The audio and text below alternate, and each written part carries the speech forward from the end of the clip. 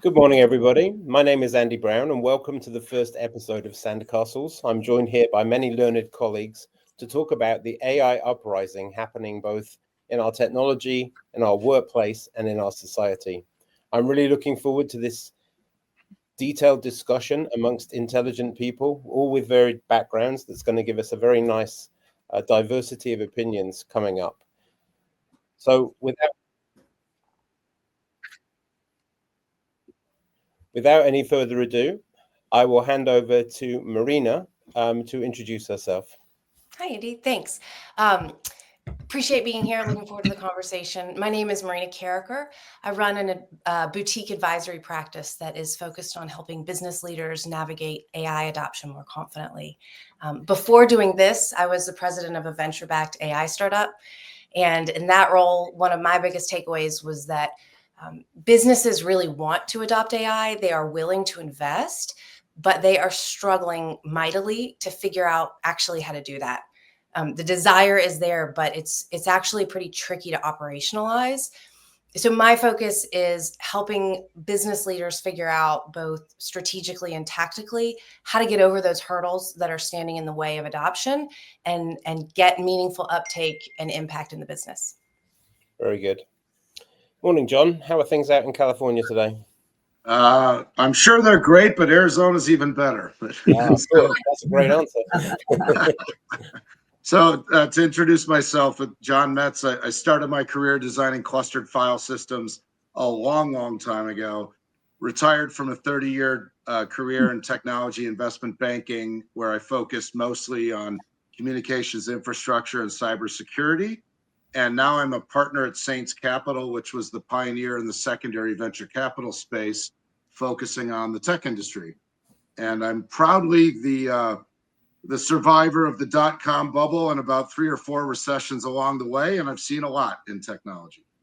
Yeah, I still have some of those scars myself. They actually hurt when I wake up most days, John. So thanks for the reminder. Very helpful. Roseann. I think I have a few of those scars too, John. But hi, everybody. I'm Roseann Palmieri. I am president of Sandhill East. As you might expect in our portfolio, we work with a lot of companies in the AI space who are looking to grow and scale and gain adoption and understanding in the space. And we hope that we're right there alongside of them, helping them to understand and address their challenges. Prior to joining Sandhill, which I've been here for about almost 7 years now, my background is financial services technology. So working across all the different larger sell-side banking organizations in the data management space primarily. So as you would expect, data is something that is front and center in AI. It's only, the AI models are only as good as the data that you're feeding it. So excited to see how data can play a part in moving this rising forward. So look forward to the conversation today. Excellent. Drew. Hi, everybody. Drew Rayman. I am a advisory partner at Sandhill East, and my background is marketing and storytelling and helping brands give their message, vision, values to the marketplace. Under Sandhill East umbrella, I incubated a company called MeetSynthia with help of some of the partners. MeetSynthia is a, how would I explain it, a prompt augmentation platform that helps employees forget the need for prompt engineering, and it allows them to simply use AI to the best of its capability. And we launched this week. We're about to launch into a go-to-market strategy to get people involved, but I look forward to talking to everyone about the human side of AI. The human side of AI. I'm looking forward to that. For people who don't know me, my name is Andy Brown. I've been in the industry 42 years. I've worked in everything from agrochemical research to oil refining to telecoms and to financial services for 20 years. I've been CTO of a number of investment banks. And for the last 11 years, I founded Sandhill East in 2014. We've been helping build companies, some that were AI innovators from the very beginning, like Moogsoft, all the way through to the 10 odd companies we're working with right now that are using all different kinds of AI. Some using LLM, some are actually really on the leading edge with causal AI. and a bunch of other things. I'm currently also on 6 boards, including Zscaler and Pure Storage. So we're going to get going with a question for John. There appears to be a bit of a chasm, John, that has emerged between the Silicon Valley view and hype of AI, similar in a way to what's happened with .com, which you mentioned earlier, and in particular between investors and startups' views of AI versus the use in mainstream companies. Marina alluded to this a bit in her introduction. How would you compare and contrast the difference in views between investors and startups and actually the companies that they're trying to sell to? And what historical parallels do you think of when you look at the market right now? Well, I would say this is following your typical kind of hype cycle. There's no question that AI is going to change the world. And we said the same thing about the internet back in 98, 99, is that enthusiasm was being inflated. But the challenge with hype cycles are the people that are doing the hyping are the ones that benefit from the immediate hype, and the people that are responsible for actually paying the bills are a lot slower to adopt and embrace than the hypesters, if you will. There's been an interesting study recently. IDC just came out with a study that said 88% of AI POCs have gone literally nowhere. So for every 33 AI POCs that a company will undertake, only 4 get to production. And I see it from the board side. There is a lot of pressure. I'm on a couple boards, and we give pressure to the CEOs and the companies to look at AI and see where they can adopt.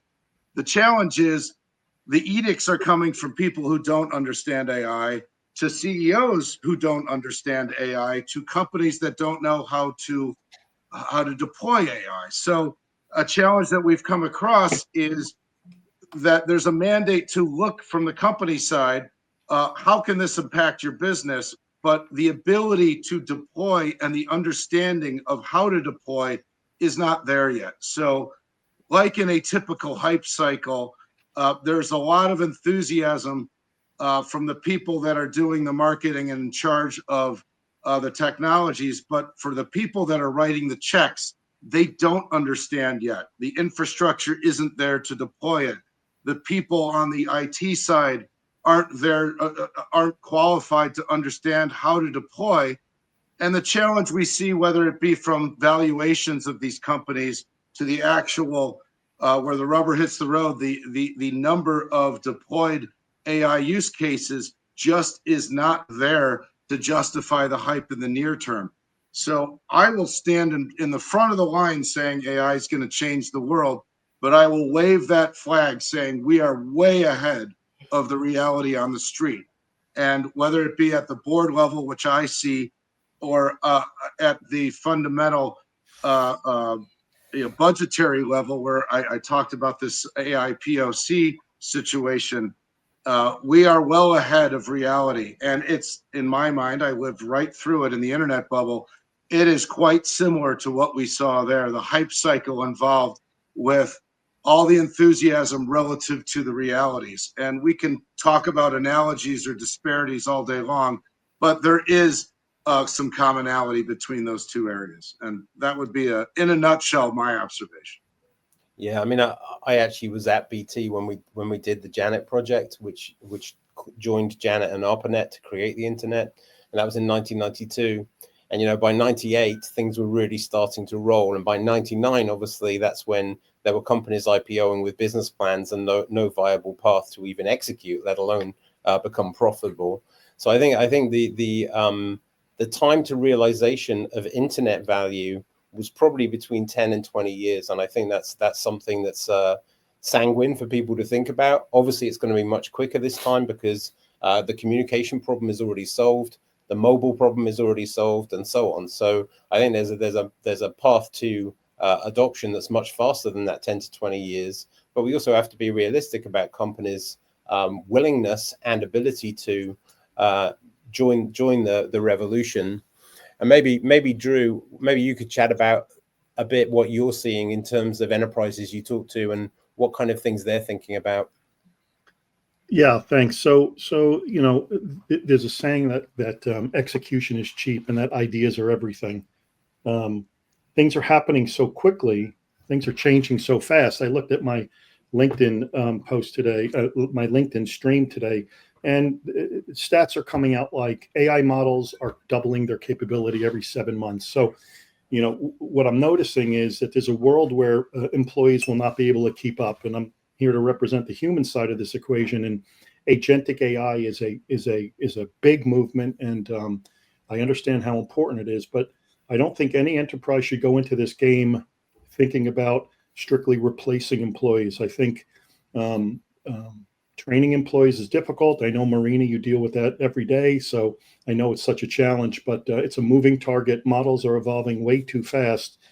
And so I think what's important is to find the tools or the practices or the ways to make it so that your employees have access without having to become prompt engineers. In the beginning, you almost needed to know how to use Google, but then it became a very simple way to search. That's being annihilated right now by this new way of talking to AI, and that's what we focus on. We talk, AIs do an amazing job of predicting. That's how they kind of come up with these great answers. We need to spend a lot more time on preparing. Bad prompts lead to terrible answers. And that's why the enterprise right now and companies don't trust it. So what we're finding is if you bundle business needs, business rules into any question that's being asked, the answers are much safer, much less hallucinogenic, much closer to the truth. And if you can turn a compliance turnaround from a week to a day, you've changed the nature of the interaction. So we're spending a lot of time in the prep part.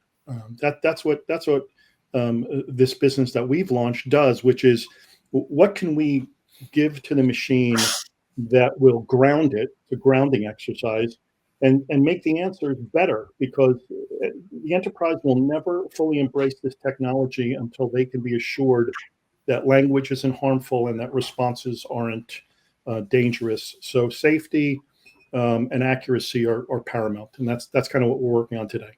Very good. I think Maslow's hierarchy applies in many different ways. Marina, what do you think about what John and Drew have said? Well, I mean, I think it's all variations on the theme. Companies are really struggling. I think a big part of why they're struggling with this problem set specifically is that the leaders are viewing it with a sort of top-down framework that has worked before with, move to the cloud and other things. My perspective is that there's really starting to be this growing recognition that real adoption of generative AI is playing out pretty differently. It's not something that's being pushed from the top down. It's much more coming from the bottom up.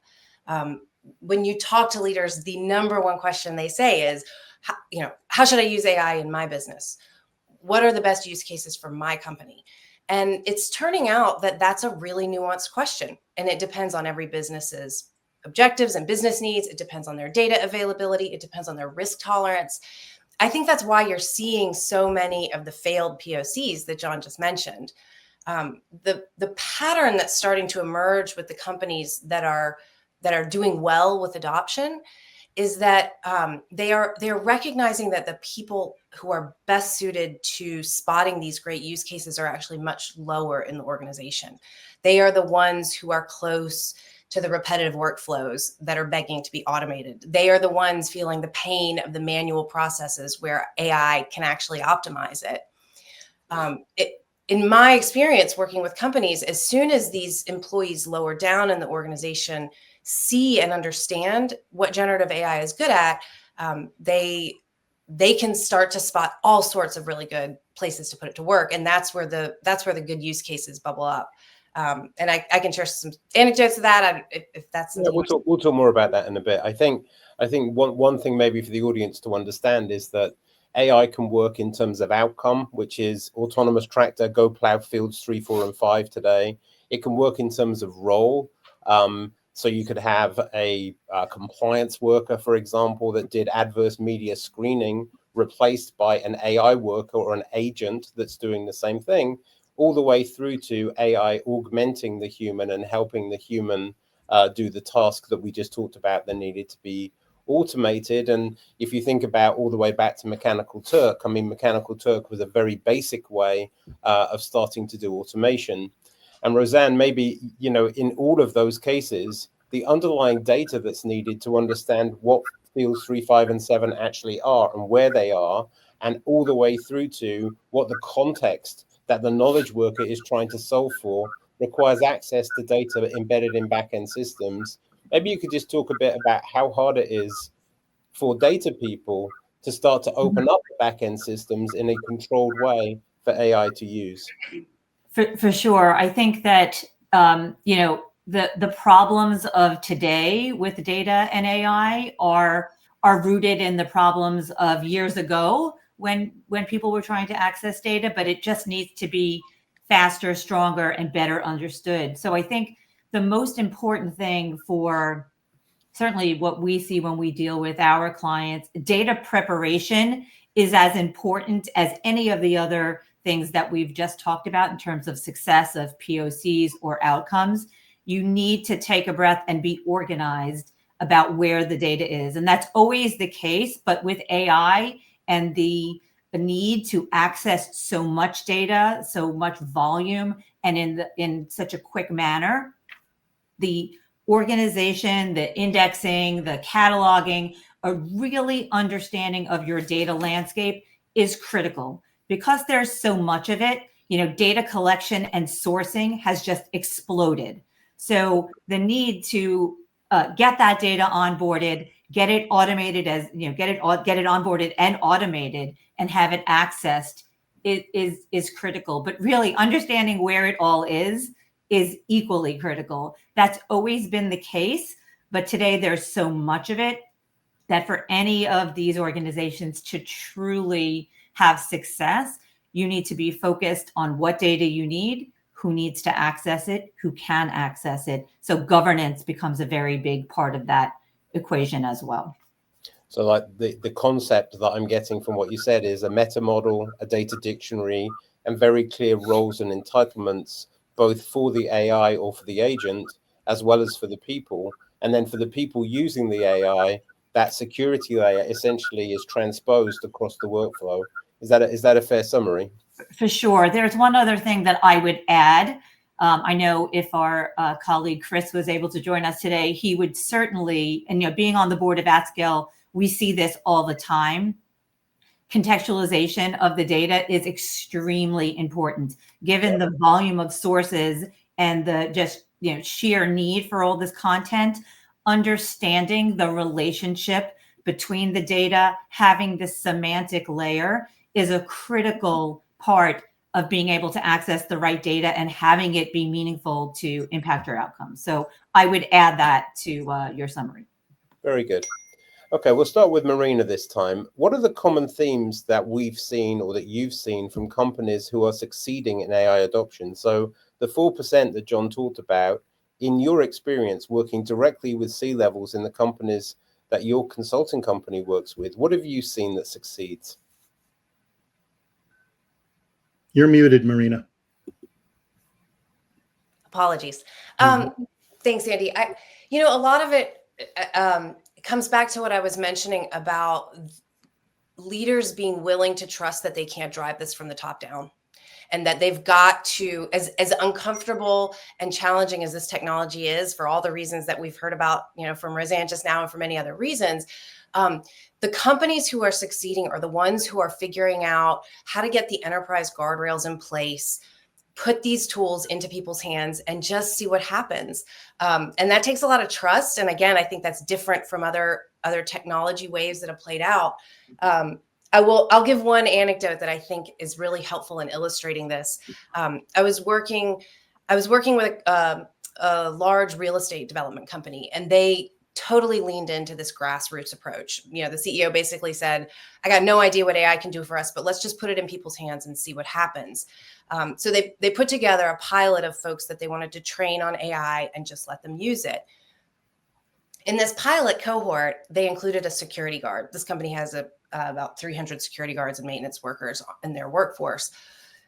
And, you think, well, what is a security guard going to do with AI, right? That doesn't even sit behind a computer, is out walking around. After 2 half days of training, AI training on simple ChatGPT, the security guard comes into work and says, I cannot stop thinking about all the things that we could build with AI to help my team work better.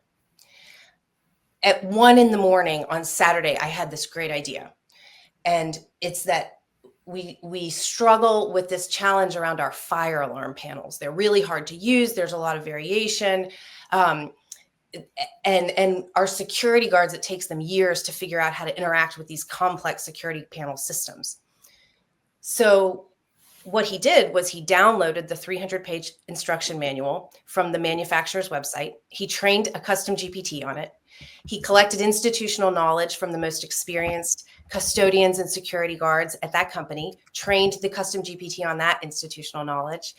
And so anytime an alarm's going off in the middle of the night and everybody's freaking out, all the security guard or custodian has to do is open that custom GPT, take a picture of the screen, and the AI will coach the security guard through how to figure it out and what to do to disable the alarm or call the police or whatever, or fire department or whatever. And it was so interesting because when this cohort presented to the C team of the things that they had learned and figured out and the problems and use cases they'd come up with, the COO stood up and said, this is actually one of our biggest operational challenges, and we have assumed it to be unsolvable. And this security guard in 2 days figured out a problem with a $25 a month out of the box ChatGPT. And I think that's the biggest message, which is that if you've got a bunch of senior executives sitting around a whiteboard pondering how to use AI in their business, you're doing it wrong. And if you are willing to just give this over and follow the lead of the people who really understand your business problems, that's where you're starting to find really great use cases, really great applications that are specific to the business problems. Excellent. Drew. Yeah, just to follow on, Marina, I agree completely. What's interesting is we're finding that we don't know everything, and I'm constantly surprised by how little people really know about what's going on. And I think the most eye-opening thing we've done is we've handed our technology over to people that do know. So there's a company called AXM, and they walk into marketing agencies and they talk about automation and ways of making their businesses more efficient. And they've lived in that space for 30 years. And so they're dreaming of guardrails that I would never even come up with. And I think what's amazing about it is when you get experts going in and trying to take their skills and their knowledge and codify that into a best practices for how to use AI, it's something that we as inventors or designers or creators don't need to think about as much. I want AI tools to be able to enable that type of talent and capability, and they do. They go in there and they say, these are the guardrails you need.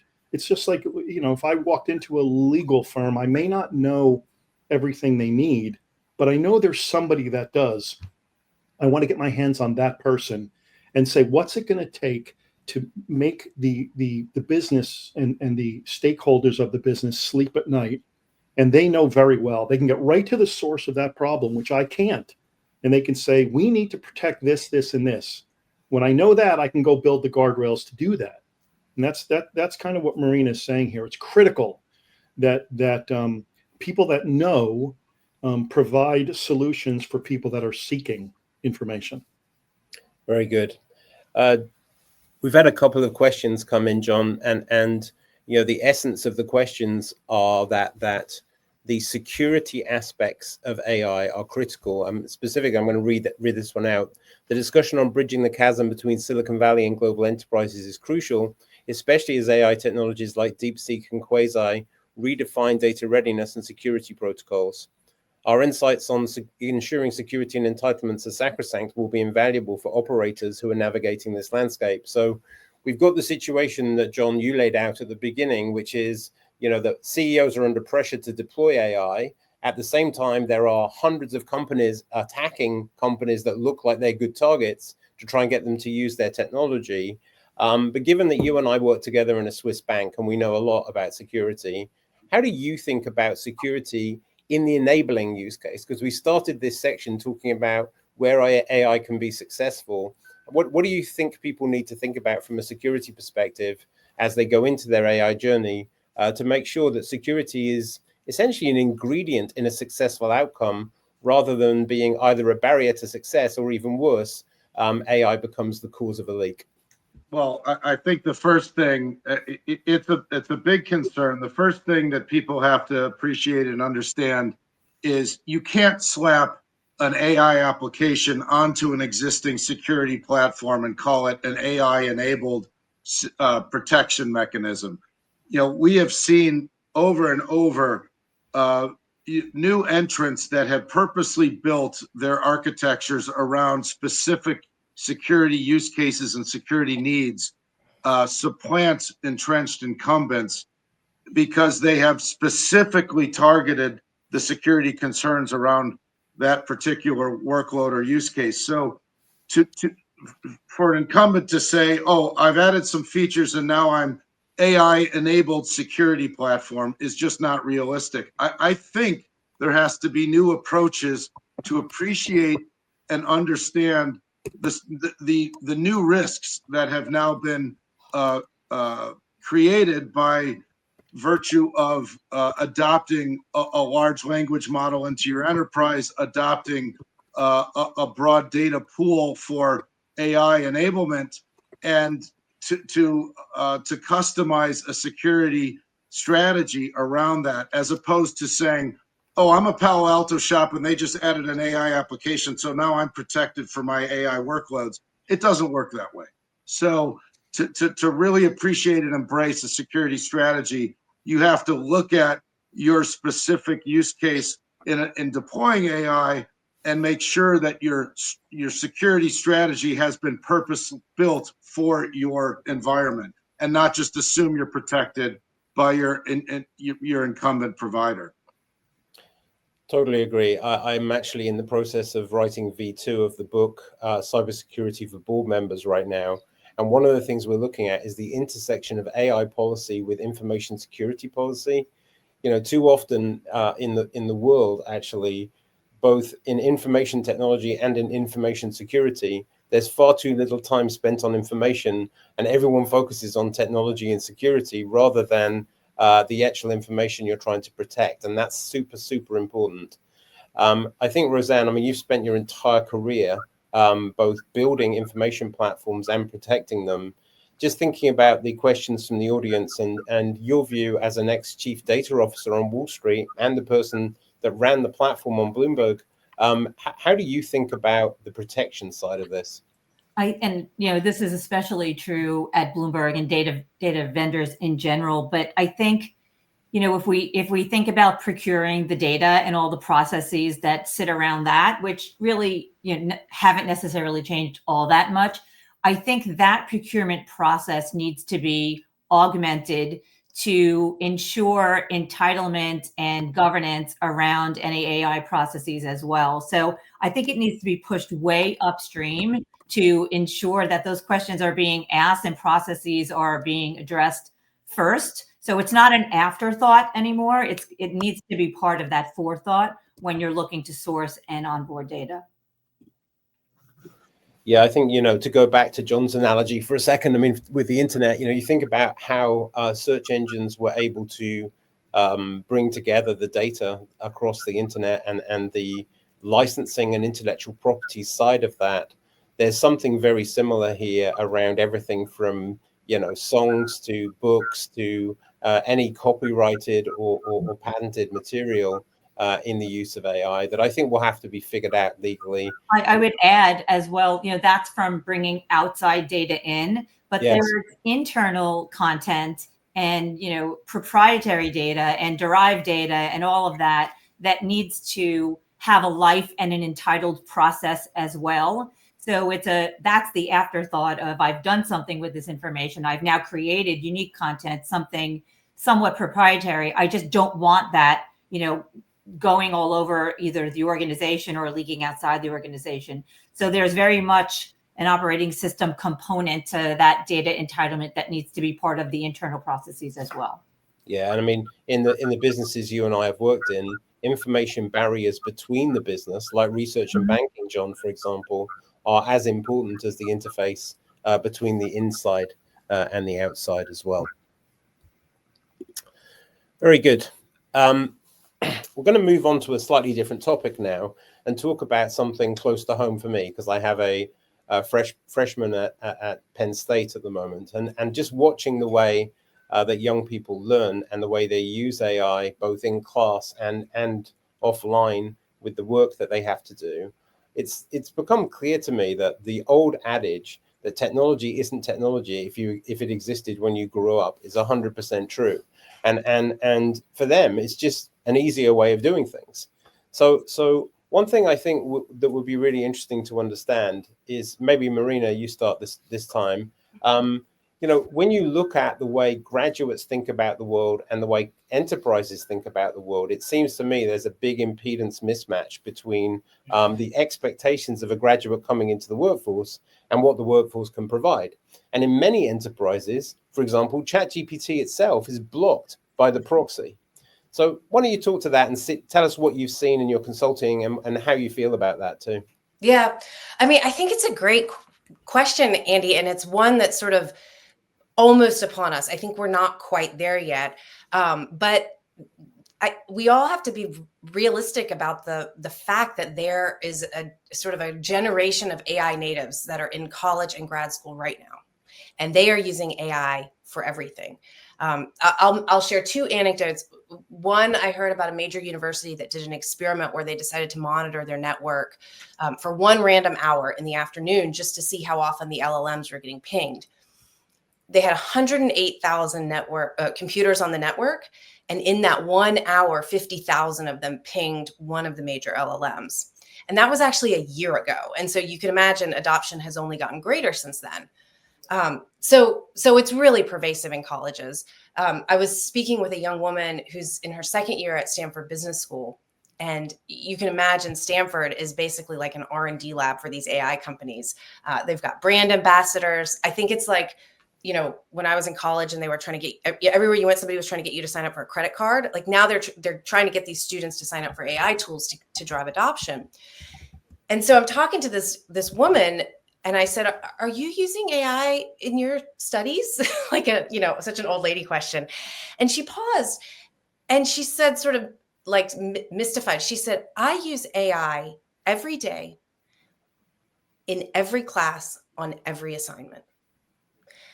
And so when I think about how I spend my time, again, like you said, Andy, with these companies who are sort of 2 years in, they're like, no, we're not ready for ChatGPT.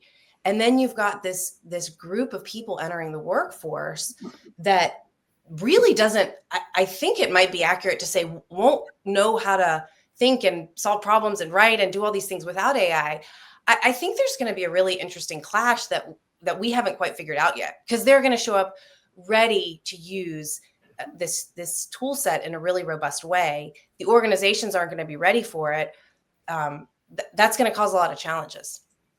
I mean, honestly, it can't be more than a year out, can it? Because I mean, even if you're a senior this year, you're right, you're pretty certain to be using that tech already, right? Yeah. There's one other. I heard a really interesting anecdote just recently. I'm involved with a selection committee for a scholarship, a college scholarship program. And always part of that has been, the application process has been writing essays. And this year, for the first year, when they brought all the scholarship finalists to campus for the final selection round, they put them in a room with blue books and pencils and asked them to write essays live with no, because what they said was they had no confidence that any of the essays that had been submitted as part of the standard process weren't AI generated. And that was the only way they could figure to actually test these students' ability to write and express themselves. So it's a brave new world out there. Amazing.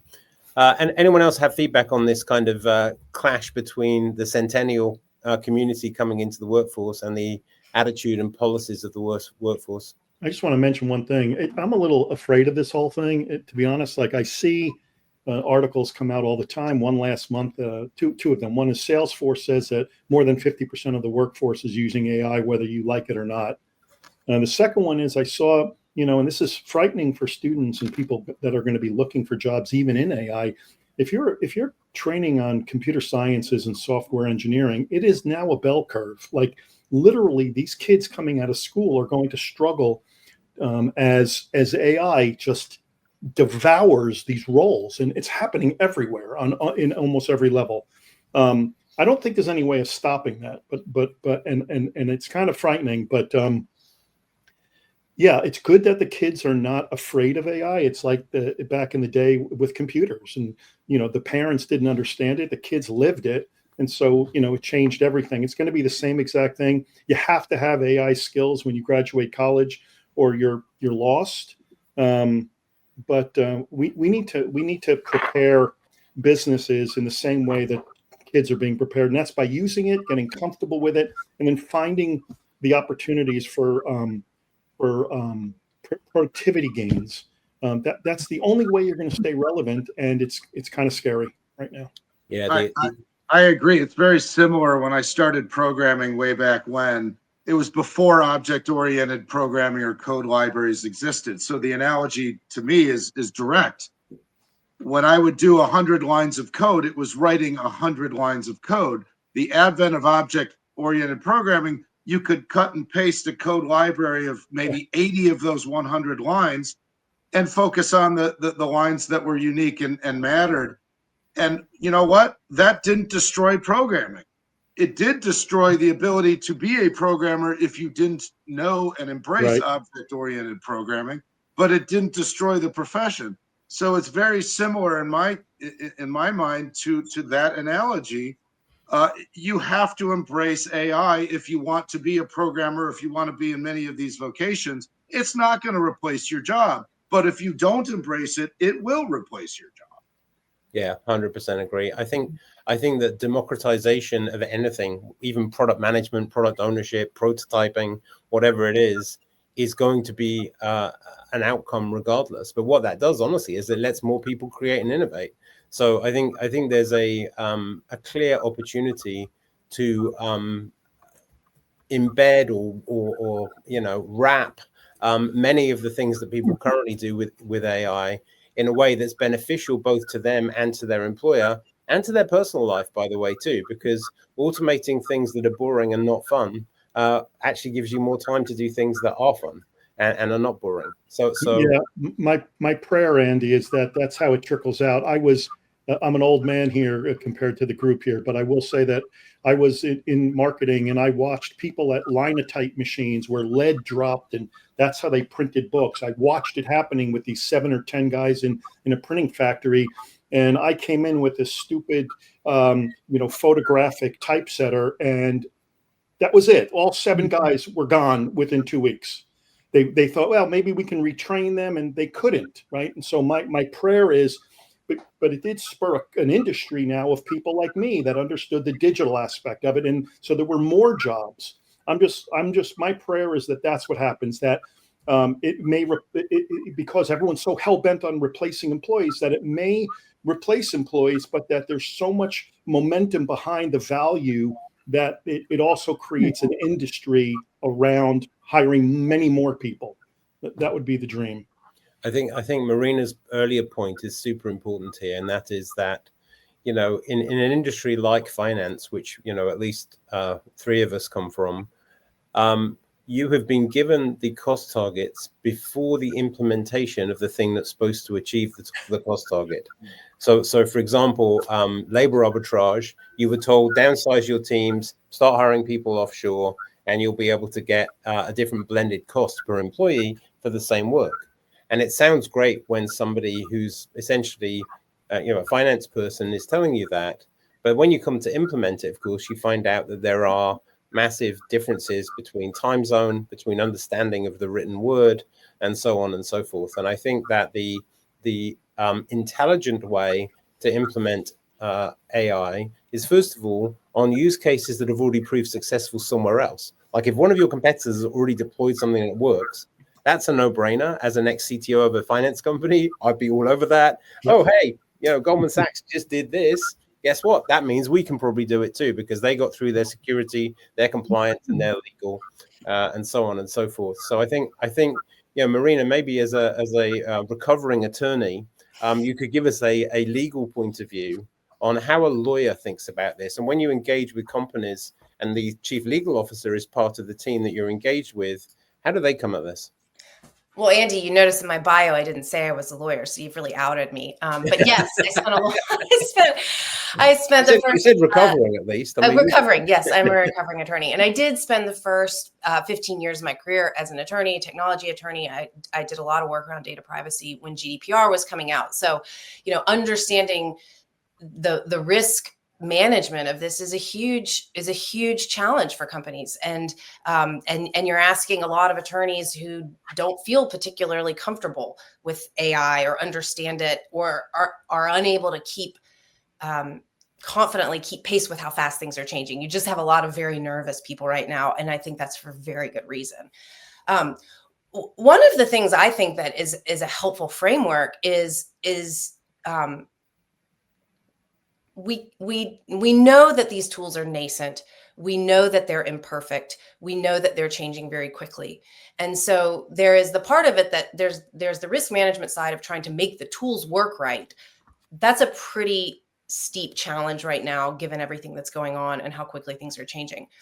I think there's very powerful and effective risk management to be done on the operational side, which is in the selection of use cases.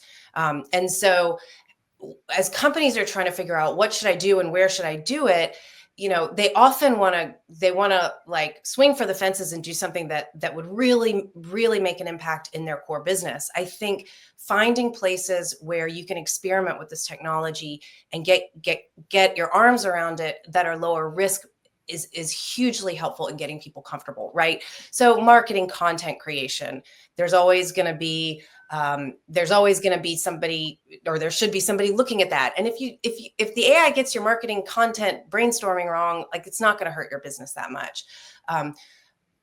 Competitive research, competitive analysis, using public data, we're seeing a lot of really good uses of AI there to synthesize huge amounts of information that's publicly available to give your people better information. Again, it's all public data. There's not a lot of risk to the company in that. And so I think as companies try to figure out how to crawl, then walk, then run, they should really work to identify early use cases in that crawl stage that involve low risk data, lower risk business functions. And then inevitably, when something goes wrong, the fallout to the business is going to be much easier to handle. Very good. One thing actually building on that thought that Marina had sent me was a law firm had actually acquired an AI company, and it was the first time we'd actually seen that happen. And John, you remember in .com 1.0, particularly in financial services, when the big financial companies started to buy these upstarts that were offering free online trading and all this other stuff, the trade.coms of the world from .com 1.0, and many of the ideas and the business models from .com 1.0, like for example, Amazon Fresh, and so on, have now been implemented from what was originally Webvan in .com 1.0. When you think about the peak of inflated expectations and the hype cycle that you talked about at the beginning, and now a law firm buying an AI company because presumably they don't want to be cannibalized, they'd rather do the cannibalization themselves. How do you see that emerging as a guy who's an expert in M&A over the next couple of years, let's say?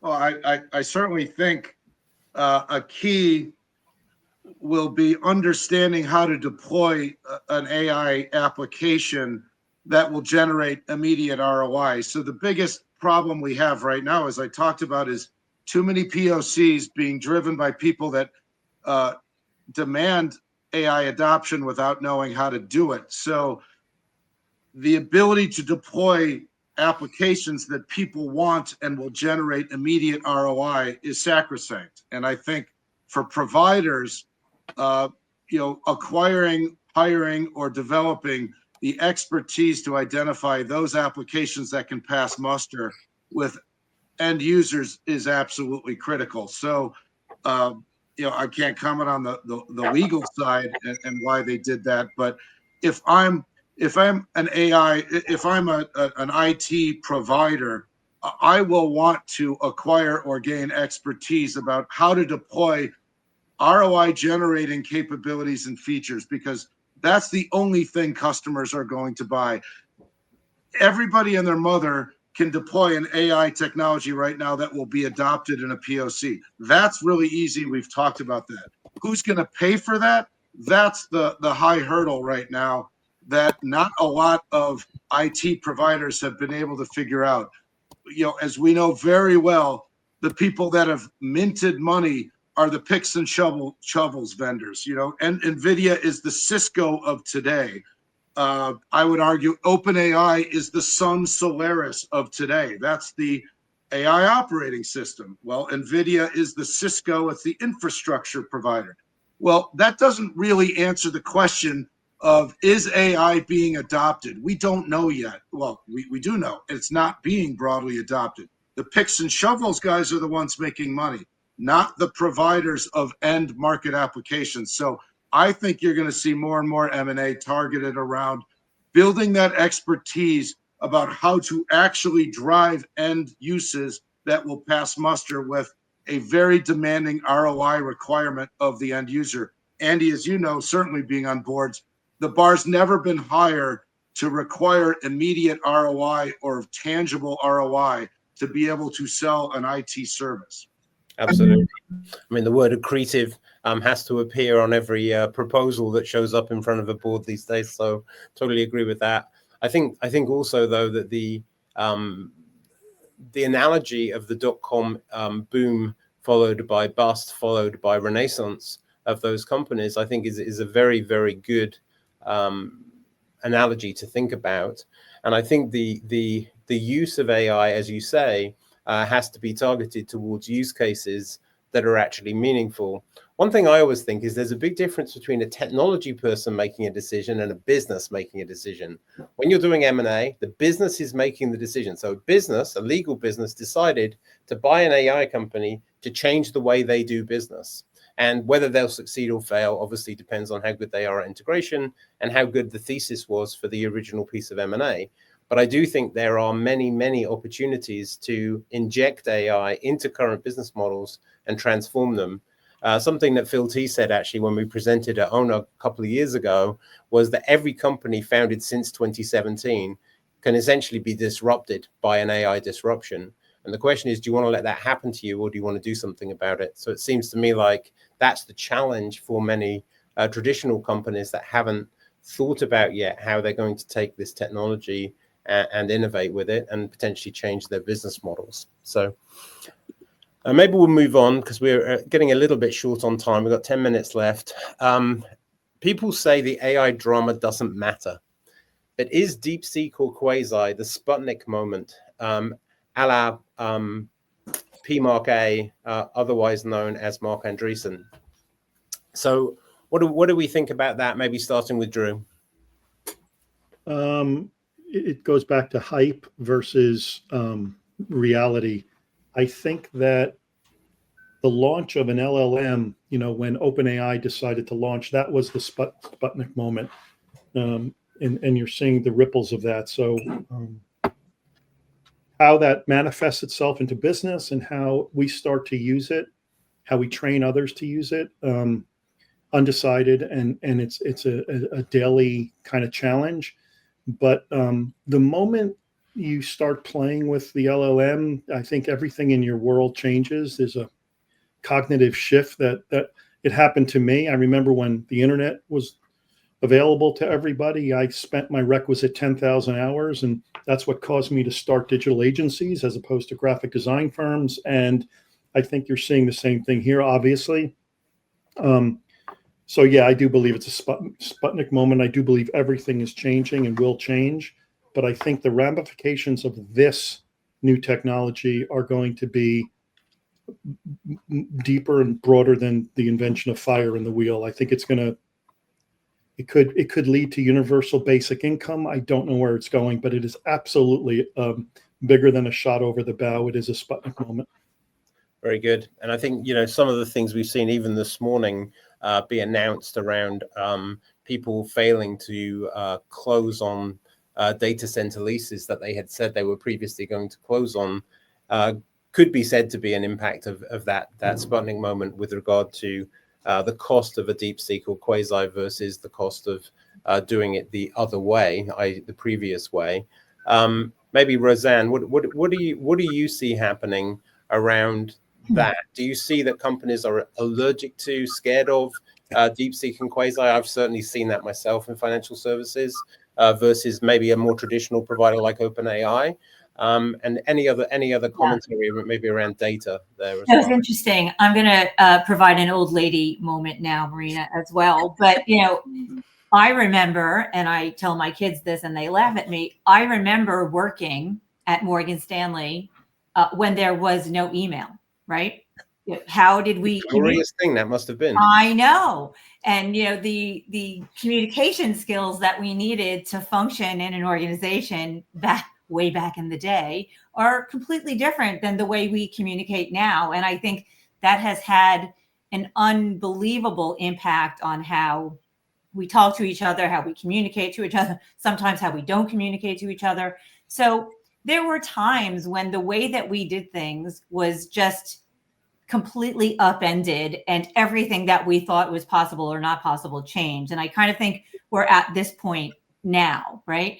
And companies who don't embrace that on the enterprise side will not attract the talent that they will need to be able to leverage the new views and the new brains that are coming out of graduates now to really apply this technology. But yes, to answer your question more directly, like I think that organizations are very hesitant and risk averse and have regulatory requirements that they must attend to and audit and traceability and all of that they have to account for before they can openly embrace this technology the way that their enthusiasm would tend to lead them. So I think that they are nervous and hesitant, but they are certainly in the financial institutions that we deal with, understanding that they need to have policies, they need to have control of a situation, and they need to have, to John's point,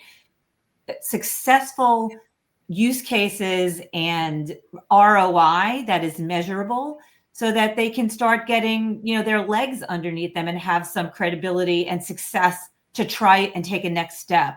So it cannot be an all or nothing. And I think that they're exploring each one of those options. For them will vary by organization, but they are looking at them very carefully and hopefully will embrace them more as they go forward and learn. So it sounds like it probably is a Sputnik moment in that case. So Marina, maybe we'll come to you and just get your feedback on that before going to John, because I think you'll have a very different perspective on this. Well, no, I mean, I was chuckling at Roseann's point because that's actually something I've been talking about with teams recently, that email analogy.